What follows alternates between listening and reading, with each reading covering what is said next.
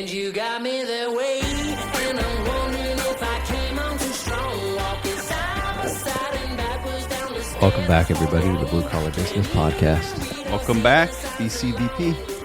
It's been a couple weeks. You know, I printed all these flyers that say new episodes every Monday. Every Monday. And now Hey, we're I recording sound on a like Monday, though, at least. What? We're recording. Is it Monday today? Yeah. Or we'll try to get it up tonight then. Just so I'm not a liar. I need to hang up more of those flyers in Home Depot stalls. It's been a while. You know, they do always too. come down. Every time I go to a Home Depot, I look for my flyers and they're gone. So I think they would take them down quick. Man. They don't have a long shelf life. So it really got to be on top of it. I bet there's probably one listener from a Home Depot flyer. I bet at least one, yeah. You know, I feel like if I saw a flyer for a podcast in a stall, I would check it out while I'm sitting there. Oh, definitely. That was my mindset. Yeah. So usually there's like 3 or 4 stalls. I come in there with 2 flyers because usually at least one of the stalls is occupied. So I'm like, well, I Yeah. can't bring one for all of them because I'm just going to be sitting while I'm waiting for someone to come out after they're done pooping. So instead, I just bring 2 and I just slap one on there and then I go and use the other one. That's my strategy every time. Sweet. So welcome if you're at a Home Depot stall. Yes. Not Lowe's. I never go to Lowe's. Sorry, Lowe's. All right. Well, this week we're going to be talking about estimating. So we've discussed it before, but I want to focus on that this episode. Things that have gone well with estimating, things that have gone poorly, ways we've optimized it or not optimized it. And I think it's such an important part of running your own business or running your own business like we do. Yeah. Because if you do it wrong, There's it always more really to affects learn. everything. There's always more to learn, and I feel like I haven't learned any lessons yet. No? I hope I can today. Well, I've learned some lessons. Grant has learned anti-lessons. And No, so I'm working on it. between It's the two always- of us, Always working on it. I definitely make a lot of mistakes too, even still. Like I've made mistakes today about estimating. So, it's still a process. So we'll get into that. But before we start, we got to do our beginning segment. So, Grant, what have you been working on this week, last week, whenever we did the podcast last? Yeah, I think I was still working on the same project last podcast we did, but I finally finished that one up this week, or last week, because Monday. Beautiful. So it's finally done. It was a pretty good looking shower. Did all the new tile, or like a whole bathroom, all new flooring, new bathtub. Oh, the whole bathroom. Yeah, like a standing bathtub. Is this a second-story bathroom or a ground floor bathroom? It was ground floor Okay. on the slab. Because I just did a second-story bathroom floor, and I had to do like waterproofing for the subfloor, which I had never done before. So Yeah, that was kind of looks interesting. looks like a pain. But when you're just doing a concrete slab, you don't have to do any of that. Well, they also wanted to do like it's for the rest of the flooring. It was just like a, what do you call it? LVP, that like luxury vinyl. Plank, luxury vinyl. I Plank. never feel good about that in a bathroom. Do you? No, I mean that stuff's pretty good. But okay. The reason why is because there was one person I was doing their bathroom, and all I was doing was replacing the vanity and painting, and replacing the toilet. And I took the toilet off, and the flange was like completely rusted and destroyed. And because of that, like all the sewage had gotten underneath the like vinyl flooring, and was like there was mold all over the bathroom floor underneath. Like they would Yeah. have had no idea. That's gross. That's why when I do that, I put silicone all around that gap and That's what I do. I've done that ever since on then. the toilet flange so it doesn't get underneath it. Yeah, But even that, I feel like it's still probably going to seep through if I'm you're sure not it careful. could. Yeah. So ever since then, I'm like, I feel like it's best to just go with tile in bathrooms just to be safe. Well, yeah, for sure it would be in that scenario. I mean, if your toilet's going to leak, then yeah, you want something other than tile. I don't really know of anything else that would handle that kind of constant water leakage. Esther, I guess if you do the toilet right, if you monitor it, make sure there's no leaking, Yeah. then it's probably good.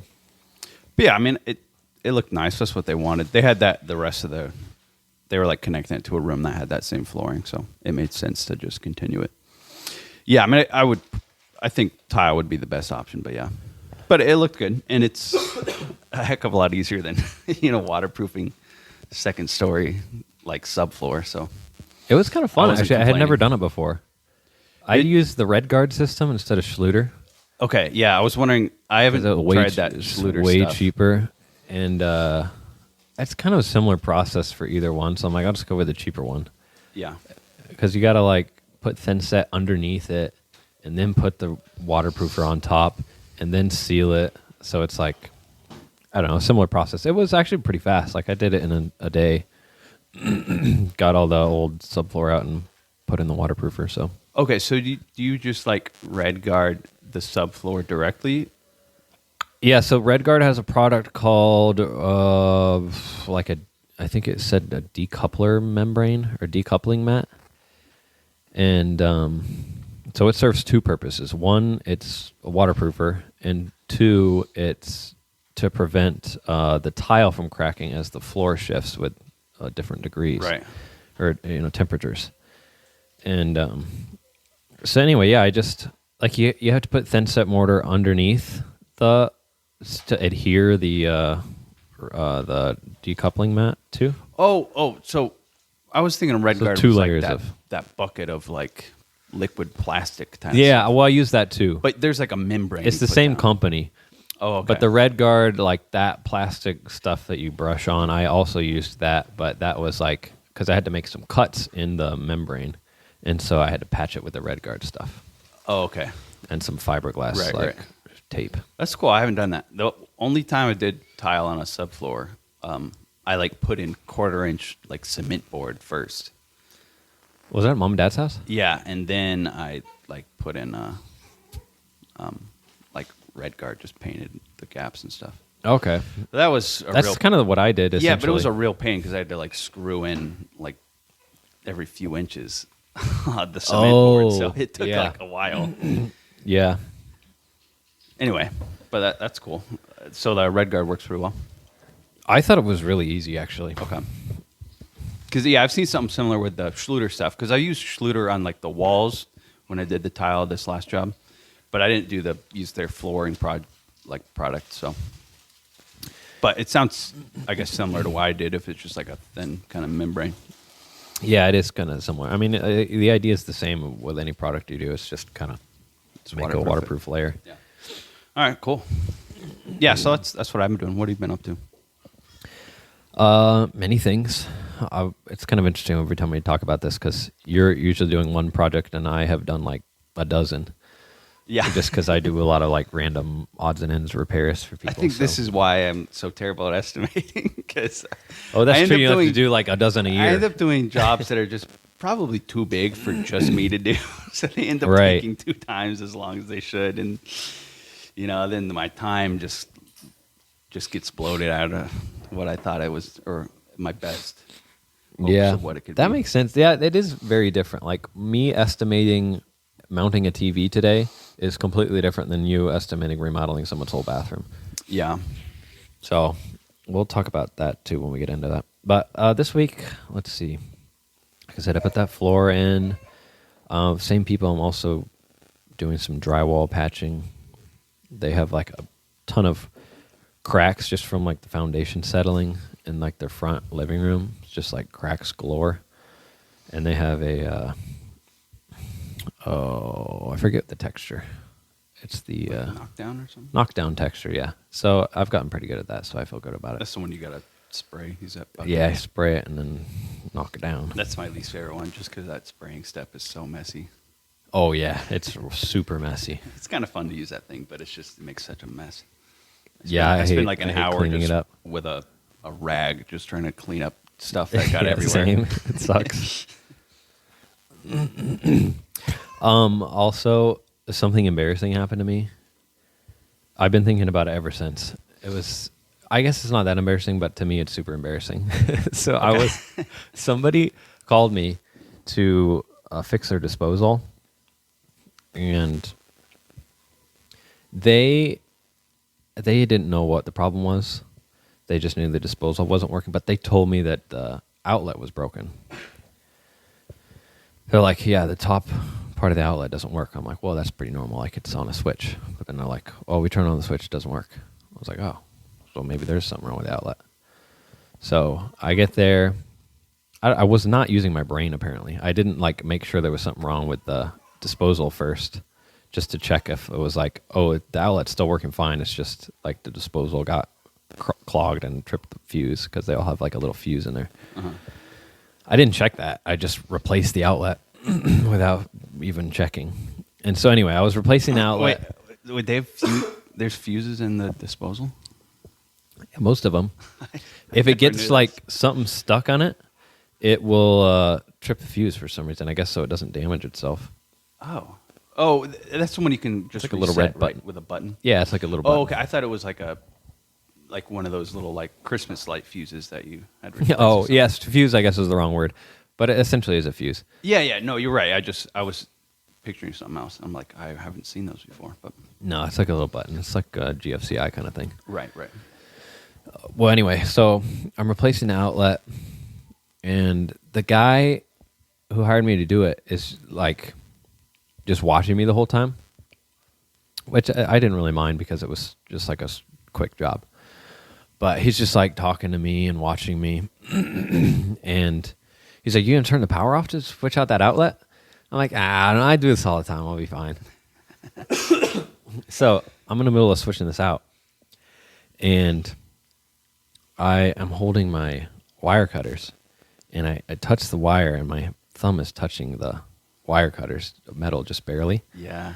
And so it was just the tiniest little shock, but I'm like in there working. He is asking me questions. I'm talking to him as I'm working. Oh no! I get a little zap, and I'm like in the middle of saying something about like, oh yeah, I've been doing this for 3 years, and I'm like, whoa, it takes over your whole body. yeah. and he was like, what was that? And I was like, oh, like I didn't even know what I said. I just sneezed. I said something like, it was indiscernible. He's like, did you get shocked or something? I'm like, yeah, sometimes you do. I'm like, after the fact, I'm like, what am I doing? Yeah. Like, what did I say? I told you about this a couple episodes ago. So embarrassing. You got to wear these big rubber gloves. I was thinking about that after it happened. I'm like, I should have listened to Grant. I should just look like an worked absolute great. circus clown and wearing these gloves. Yeah. Yeah. Yeah. So it's that funny. sucked. Yeah. That is embarrassing because I think I mentioned that before, but yeah, that similar thing happened to me. It's just like you can't recover from it, really. No. I tried to play it off too. I'm like, oh. Well, I don't know why why I played it off. He didn't like mention anything, but I was like, I tried to play it off. I'm sure I didn't, but No, there's no way you can play off like getting tased. yeah. Yeah. This last job I finished, I was putting in just one outlet they wanted to replace. Mm-hmm. And I don't think I turned the power off. And he mentioned something about it. He's like, yeah, I don't mess with those things. Those are dangerous. And I'm like, oh, yeah, I've been shocked hundreds of times. He's like, what? Those things kill you, you know? I know. You're like, not in my experience. It's happened a lot. I'm not dead yet. But yeah, they are dangerous. But despite how dangerous they are, I'm sure we'll have more and more stories about it. Oh, yeah, we're never going to change our behavior. Yeah. Well, yeah, that was a bummer for me. What else? Oh, I got a job at Sprouts this week. I went to Sprouts to look for baby formula. They were out of stock. But I went back to my car, and then some dude was parked next to me. And I was just sitting in my car, like, doing something on my phone. And he got out of his car and, like, walked halfway to Sprouts and then just kind of stood there. And I'm watching him, like, what is he doing? Like, he's just standing in the middle of the parking lot, like, just staring. Like, just staring at the sign that says Sprouts. I'm like, is this guy, like, a mental patient? Like, for, like, 2 minutes. Like, it was super weird. And then he finally turned to me. I guess he was thinking about if he should ask me or not. Yeah. Because I have a sign on my car. And he's like, do you replace fascia boards? It's like, yeah. And so then we talked about what he needed to do. And no, we got something on the schedule. So that was kind of cool. I got something on the schedule. I But think he was like contemplating if I was he should try definitely judging him at to first. attempt to do it himself when he was like really worried about it, and then he saw your sign. He must have been. He also, this is super weird. I'll read you what he texted me. He was a super nice guy, but I also thought you meant like the store manager of Sprouts approached you and you're going to do some work on their refrigerators or something. that would be interesting. No, just some rando at Sprouts. But he he asked me, I was like, send me some pictures so I can give you an estimate. And he's like, instead of giving me a quote, what if you give me an hourly rate? And I never do that. So I was like, no, I don't do hourly, blah, blah, blah. And then he said, I don't need a quote right now. How about when you come to start the work, just give me a quote then. My gut tells me that you'll be fair, so I'll go with my gut. Like, I really trust you met me at the parking lot of Sprouts. Yeah. Like, it's just so weird. Like, it's not like you got a referral from, like, it's one thing if like your friend refers my number to them, then people trust me because they're like, oh, I trust the guy who gave me your number. But like, this guy knows nothing about me. He met me at Sprouts. So it's just so funny. Yeah, it is funny. Do people at Sprouts look more trustworthy? I mean, I've never shopped there, so I don't know. I think it must I don't know be. what the people look like there. It's definitely an upper middle class store. Okay.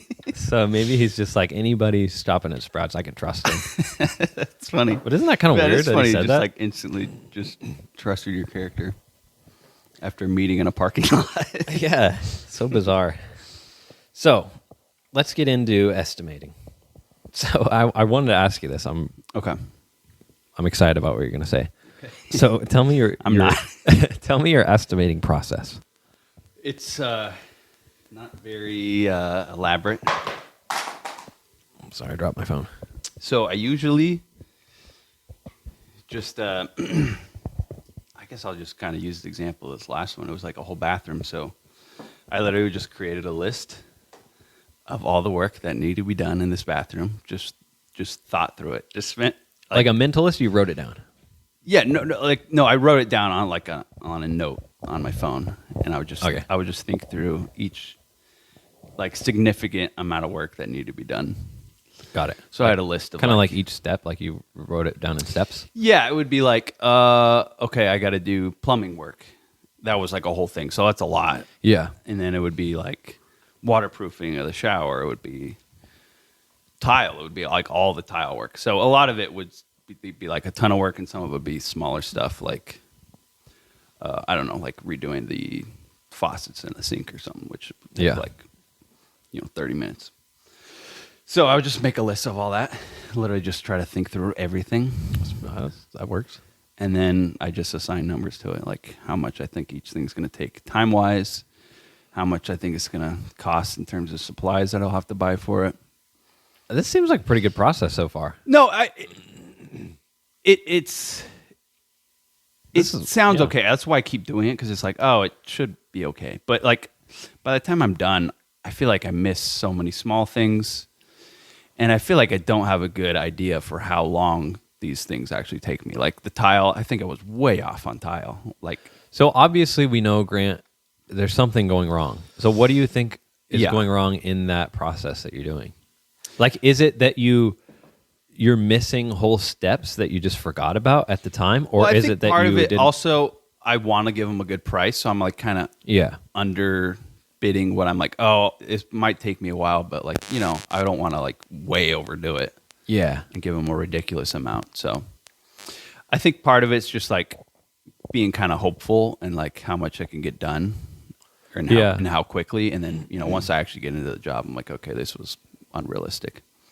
That makes sense. I think that is a major issue. I'm just like not really realistic. So if there's like a range of doing all the plumbing work it's going to take me between 8 and 16 hours, you're kind of like, it'll probably take me 8. Like you're being a little too optimistic about it, you think? Yeah, I think so. I think that's probably it. I just kind of, I mean, like some of it was like literally half as much as it took. So, I mean, I don't even know. I haven't really calculated things yet. But yeah. So I think I could just maybe do a little more detailed job. Or I remember a while ago, I was taking notes of like how long each job took me to do specific tasks. And I don't know, I just wasn't being very like keeping good track of that anymore, which I think I should be, because that would really help out. to know, for future bids, how long this actually takes me once I start doing the real work. Like when I think through all this stuff, like I think it's fairly comprehensive, and it's like, I don't think it's a terrible system, but just by the end of the job, I'm like, oh, something went wrong here. Yeah. 'Cause this took way longer than What percentage I of the was time do hoping. you think you feel like that at the end of the job? what, Like things what just took too percentage long? of the time you're like, wow, I misquoted this, and what percentage of the time you're like, this worked out pretty well? Oh,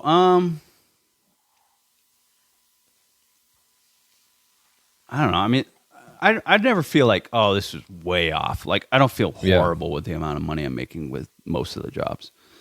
But it's just like, okay, I either need to figure out a way to like get stuff done faster, or I need to, charge more. Yeah. And that's where I'm like, oh, I need to do something about this. Like, I don't feel terrible about, my It's hourly tough. rate or anything, but it's like, Yeah. I know I could do better. It's tough to find a solution too, because there's a podcast I've listened to here and there about like owning a handyman business, the Handyman Startup Podcast, I think, or Success Podcast. I don't know. It's these two guys that they each own handyman businesses, and they interview other people that own handyman businesses. But they're always like so idealistic about it. They're like, oh yeah, what I do when I get to a job, I come up with a price, and then before I send it to them, I double it. It's like, I mean, yeah, that's really simple, but like that doesn't really work in the real world. Like there's so many people, like it's not like everybody who you give this astronomical price to is Is gonna just be like, gonna yeah, accept it, yeah. let's do it.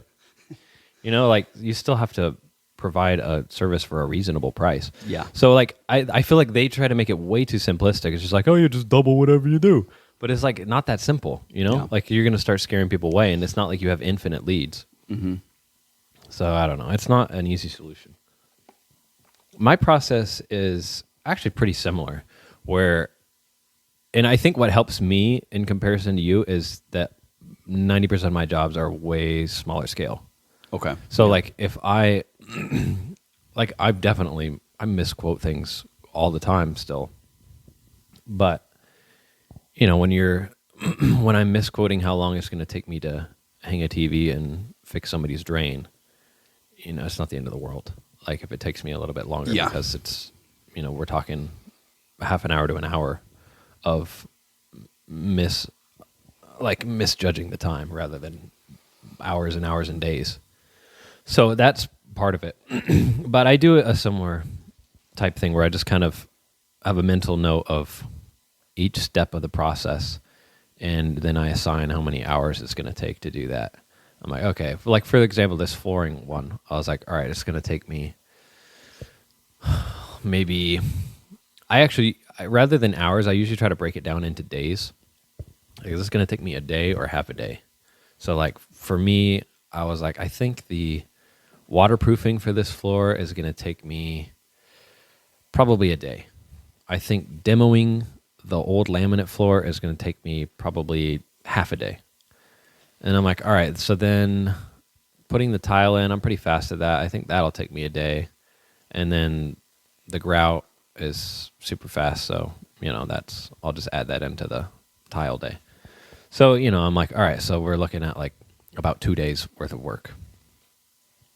And like I wasn't that far off when I ended up doing it. Like for me, breaking it down into days has been really helpful for some of the bigger stuff. And do you, like, as you're doing the project, do you, like, think about in reference to your estimate, like, oh, okay, I wasn't too far off with this, or do you ever, or make notes about it or anything? But the only note is I try to shoot for between like $80 and $100 an hour. So I'm like, okay, it's going to take me 2 days worth of work. That's 18 or 16 hours. So I want to make like $1,600 ideally. That would be awesome.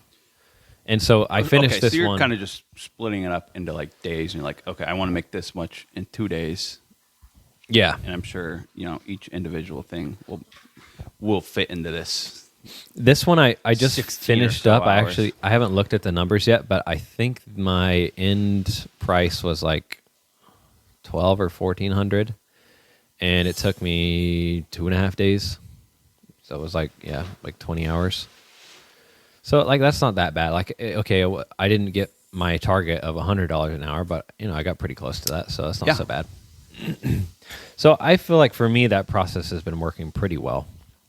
But like I said, the bigger stuff it does become more challenging. Like I did a shower remodel last month, and that one I was like, wow, I really underbid this.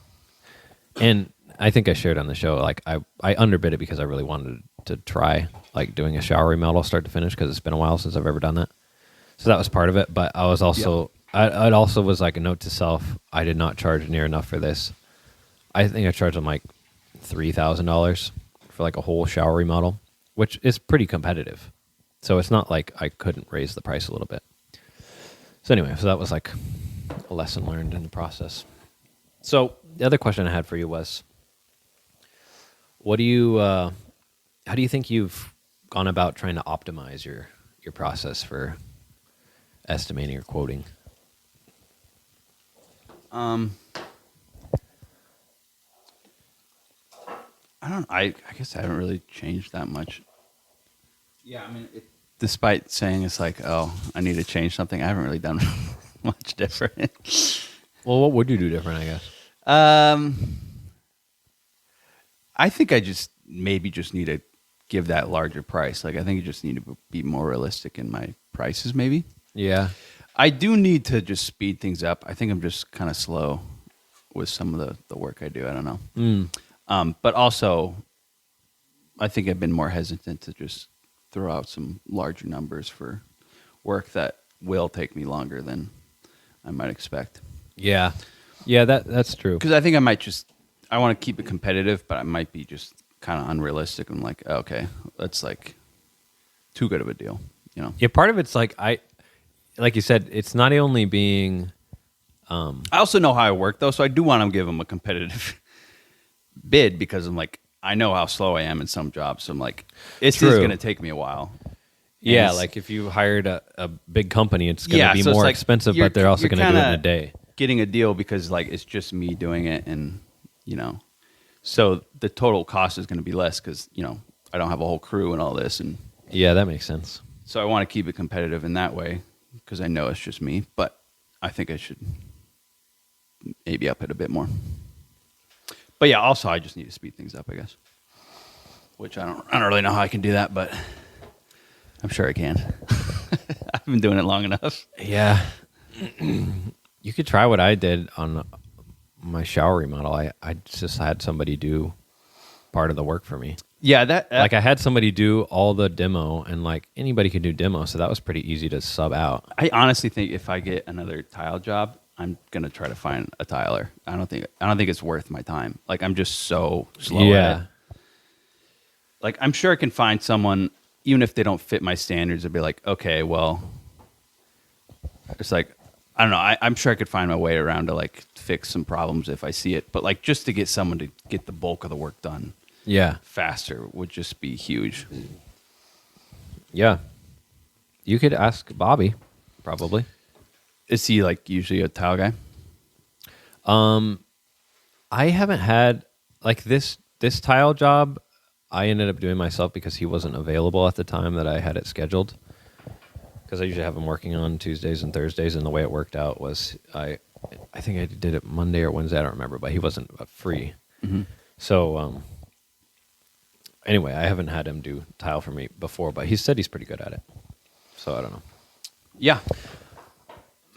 Also, some of this. Also, one thing with tile. I mean, it's just I'm sure it's kind of getting boring talking about tile more, but I think a big part of it is like I don't really have the tools for it. I have like this crappy little tile saw. So it's just same. like, I use like a little. I'm just working tile saw. Yeah, I'm working with this thing that costs $49, and it's, like it works because I don't like doing tile, so I didn't plan on doing a lot of tile jobs. Yeah, but I just take the work where I can get it. So it's like, ideally I'd be working with like a big wet saw that would speed things up a lot, I imagine. Definitely. So that might be one thing, is just better equipment. But then I'm like, would I rather invest in better equipment or just hire it out? Yeah, or hire it out or not do as many showers. Yeah. Yeah, I don't know. I feel like there's so many ways you can go with a handyman business. Like trying to focus on certain jobs or, like you said, sub out certain Yeah. parts of it. Because, we do a million things, so it's kind of hard to optimize. Yeah. Yeah, and maybe it's just kind of a learning experience. Is like, because I'm seriously thinking like, okay, maybe I just won't take on these kind of jobs anymore. I'm not sure it's really worth the amount of time that I end up putting into it. I was like, okay, maybe I'll get faster at it this third time. It's like, no, not really. Yeah. Maybe I shouldn't take them on anymore. Just doing it by myself. One thing I've done to try and optimize my estimating is, like I said, trying to break it down into days or half a day has been really effective for me. So that's one thing. But the other thing is I'm just not doing in-person estimates anymore. I said that a couple shows ago. And I've started telling people that. Like, they were like, hey, can you come by sometime? And I'm like, I don't do in-person estimates. And people have received it pretty well. Like, I haven't got any complaints about that. They're like, okay, I'll send pictures. Ask for photos. Yeah. Yeah. Well, but like today, for example, some lady called me and like, I could tell she's older. So sometimes older people either don't know how to send pictures or just like I'll ask them for pictures like, oh, I've never done that before. I have no idea. I'm like, okay. So I'll just, the way I worked around it was I just had her describe in detail what she needed me to do. Really? She's like, what the TV? She wanted me to hang a TV. I'm like, all right, what's the size? You know the size? She's like, I measured it from end to end, and it was 40 inches. And I'm like, did you measure it from corner to corner? She's like, no. I'm like, all right, well, it's probably, I don't know, 46. And then I'm like, what do you need? What's wrong with your sink? Does it have a pull tab? Anyway, like I just asked for all the details of it, trying to give myself a mental picture. And that seemed to work. And then I don't have to drive all the way to Mesa for no reason just to estimate hanging a TV, which, it's going to take me 2 hours anyway. So that's been really helpful for me. It's also just like, it was such a headache before. I just hated going out to people's houses to give them a price. And then there's nothing worse than driving 40 minutes to give somebody an estimate and then they end up not having you do the work anyway. So I haven't really experienced that, but that would be annoying. I just never want to do that again. Yeah. I also feel like maybe just with estimates and stuff, like I was saying, like my process is just trying to think through all the work that's involved. Yeah. And like maybe that's not the best way to do it, but I feel like it kind of works. And like even for smaller jobs, like just having someone describe stuff, I feel like I'm pretty good at visualizing how the work will go. Yeah. So I feel like that's a skill that I have that makes things, more manageable in terms of giving out prices. But so I don't know if that's my problem, is like thinking through all the work, because I'm usually pretty good. Like even with this last job, it's like, okay, most of that work, I wasn't too far off on like what it involved. Mm-hmm. I just was a little bit off in like how long it actually took and all that. I see. So you weren't, it's not like you missed steps. It was just, Yeah, it's like, oh, I completely forgot about this. It's like usually I had it in my list and all that. I just was kind of off in how long it took. Yeah. Well, shifting gears here, I'm thinking about wearing a cowboy hat to work. What do you think of that? You usually wear cowboy hats? No, I never wear cowboy hats. But I like seriously considered it because whenever I work outside, I just hate getting sunburns and I hate wearing sunscreen. But a normal hat only covers one part of you. I'm like, And a cowboy hat looks here's cool. the thing. There's no hat that you can wear that covers like your whole head. Sombrero. I know, but you look ridiculous. Yeah. You can't wear But no, I or agree. you can't I wear a think bucket hat. If You that's look, why you want to wear it, that's a pretty good choice, I think. I don't know, but then it's like, am I a freak? I just would feel insecure every day I was at work. I felt like I had a cowboy hat. You're just a guy It'd be a who's different brand. I feel like. lived in the suburbs his whole life, and I'm a cowboy. Yeah, I guess I could change my brand Yeah. because that's pretty brand shifting to wear a cowboy hat every day. But it has crossed my mind this summer. It might be kind of cool to try out. Why don't you like sunscreen? That's what I always do. I just keep a bottle of sunscreen in my car. Oh, it's just gross. Like, it's just a pain It to is put kinda, on. like greasy and annoying. It's but- gross. It's greasy. It's a pain, and you gotta clean it off. You know, when I go in the shower, I just want to get my hair wet and clean my armpits. I don't want to like scrub sunscreen off my arms. You know, what a guess so. pain. Yeah, I mean, I guess this, hats were a big thing for a while. They like, like the last, like the 18th, 19th century, everyone wore a hat. That's pretty far ago. Pretty Yeah, long but I'm ago. saying like they had their use. I feel like people don't wear them as often anymore.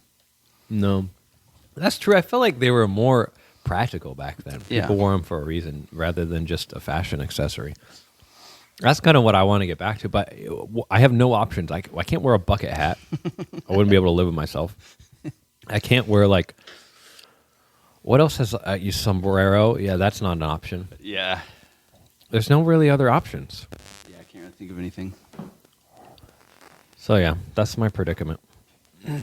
You get like a nice branded bucket hat though. It might not look terrible. Oh gosh, that would not only also have to make me change the brand. I would probably throw in the towel. Get a tie-dye bucket hat with your name on it. Yikes! You ever listen to the other podcast called the Blue Collar Business Podcast on Spotify? No, I remember when I was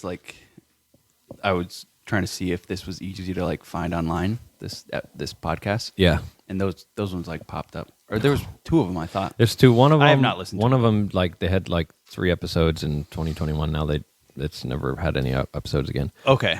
There's another one. This also called the Blue Collar Business Podcast. This is the worst show ever. Okay. We're beating them out, you think? You feel confident? Yeah. I try to listen to it. It's like insufferable. I don't even know how to describe it. It's just like Is it like one guy? Is it a couple guys? Is it a few guys? some guy that owns like a company where he, I don't know, like works with skid steers or something. Okay. It's ridiculous. So I just wanted to mention that. I don't know why. But Well, you feel good. the other Blue Collar Business We're podcast, confidently beating the podcasts that have our exact name. That's good. yeah, it blows. Should we do our final question? We're at 37 minutes here. Yeah, you got anything? I have a really lame one if you don't have anything. But Well, now I want to hear your lame one because I want to judge you for it. oh, it's like it's stupid, but I want to hear it. I thought I like kind of thought of a solution for this question I've had for a while. All right. It's how do you seal or like reuse like a cock tube What? after months? We've talked about this. I know we have, but I finally think I have a solution to it. Well, just do if it's not broke, the solution we've always done. You just cover it with extra stuff. Yeah, but it doesn't last more than like a month. Really? It's like always been a problem, and it's like so irritating that there's not like a good solution out there in terms of products because none of them ever really work. What's your solution then? I found it's been working, but I just like slice the top of it in half, get the blockage out of it, and then I put like electrical tape on the top of it and tape it back together, if that makes sense. I wasn't listening. What? You like split the top of it in half Okay. so you can pull out the blockage, and then you tape it back together. That's curious. It's been working. Does that work with silicone too? That's I what have I've been- problems that's- with silicone. Not That's the caulk. only thing that I really have issues with is silicone. Okay. Because they always dry out pretty quick, and Yeah. then the blockage is like you can't get it out. That's good to know. All right, I'm gonna try that. Yeah. Anyway, that's why I said it was a lame question, and mostly because I have my own answer to it. Yeah. Come on. but I was pretty happy with it. I think it might work. I've just been trying this the last couple of weeks, so it may be a possible solution out there. They sell tiny little caulk condoms Oh yeah. that I've tried those. those don't work, right? They work for some products, but yeah, it's mostly silicone that I have an issue with because it just dries out so quick. When I got married, Grant, at my bachelor party, Grant's gift to me was a package of those tiny caulk condoms. they're like an. I forget what you wrote on it, but that was his gift to me when I got married. It was like it said something like it was a medical need or something. Yeah, that was pretty funny. but unfortunately, they don't work. Not very well. Yep. I think I still have some of those. The ones you gave me, and I never use them. I have them in like my paint bucket. They're just at the bottom somewhere. Total garbage. Yeah. Well, I have a real final question. Okay. Yeah. Let's hear. Do we have time for it? We're at 40 minutes. No, let's hear. Mine was terrible. All right. All right. Where do you get, this is also stupid actually. Okay. Where do you get, either at work or not at work, where do you get your greatest insights? Your most incredible thoughts, your genius? Where do they come? My genius. Yeah. I don't know. I mean, I don't feel like I don't have a whole lot of incredible thoughts, but Let me I feel explain like the the best context. thoughts I have are like kind of the most that I'm most proud of are like problem solving stuff. So I usually have those at work, and it's like, oh, I solved that problem pretty well. I feel Yeah, good that's about pretty it. satisfying. But it's usually at work, Just when I'm literally just trying to think of a problem, I might have a few hours if I'm working on something else to try to think it through. I had a whole revelation where I keep having incredible insights in the shower. Oh yeah, And like, I don't know, I forget what insight it was, but I think it was something about work. Like, oh, I think it was when I decided to hire someone. I was like, I think I should just pull the trigger on this and do that. And anyway, I was like, why do I keep having these genius thoughts in the shower? And then I realized this is like the one time of day, the one place where I can't have my headphones in. I was thinking that same thing. I'm like, yeah, I do have some like pretty good thoughts in the shower. It's like because I'm not listening to anything. And then I'm like, am I like rotting my brain? Like, I feel like Yeah. listening to stuff all the time has the guise of like I'm learning stuff. Because, Yeah. I'm not just listening to garbage all the time. Like sometimes it's like books or something interesting, like a podcast that's like somewhat educational is not the right word, but stuff I can learn. Like applicable for. But then I'm also was realizing I'm like, I don't have any thoughts anymore. Like I'm just like always listening to stuff. Right. Yeah. So yeah, I'm I thinking noticed should cut that too. back Like on that. I am listening to stuff like all day at work, so it's just like, Like, are you actually getting smarter? Or are you just I is don't your know. brain just shrinking? I don't know. I don't know what to think about it either. Yeah. But I'm starting to think maybe it's not the best for my brain. So yeah, the best insights are in the shower or in the car, actually. But I usually listen to something in the car. The problem is you try to not listen to something in the car. You ever do this? You're like, I'm not going to listen to something on my way to work. Because you're like, oh, I want to think about this, or I got to problem solve this. Yeah, I get like mad at traffic. Yeah, then you don't get anywhere. Yeah. Then you're like, oh, that was a complete waste of time. Like I spent 30 minutes, Yeah. or I'm just like just talking nonsense to myself in the car. I'm just talking out loud, Right. just absolute retardation. And then I'm like, why did I should have just listened to something. That'd have been a little more productive. So I don't know. It's not a good solution. Maybe just take longer showers. Maybe it's that specific place. Just been longer in the showers. Yeah. Well, I've been doing cold showers lately, so I can't do that. Oof. I used to do that, and it was just so uncomfortable. Yeah, I don't know why I'm doing it. I actually did In the it. summer, it's actually kind of refreshing. Yeah, I used to do it. The last time I did it, it was during the summer, and it never got that cold. Yeah. Oh, that's true. The pipes aren't as cold, Yeah. and when you get home from work and you're steaming hot, it's like actually kind of nice. Yeah. So it doesn't take a lot of willpower to take a cold shower in the summer. But I'm still doing it, I guess. So I don't want to take long showers. But it's still the best insights. Nice. Well, I think that wraps us up for this week. Next week, I think we'll talk about something good. That's great. That's a plan. We'll see you all then. All right. Bye. And you got me there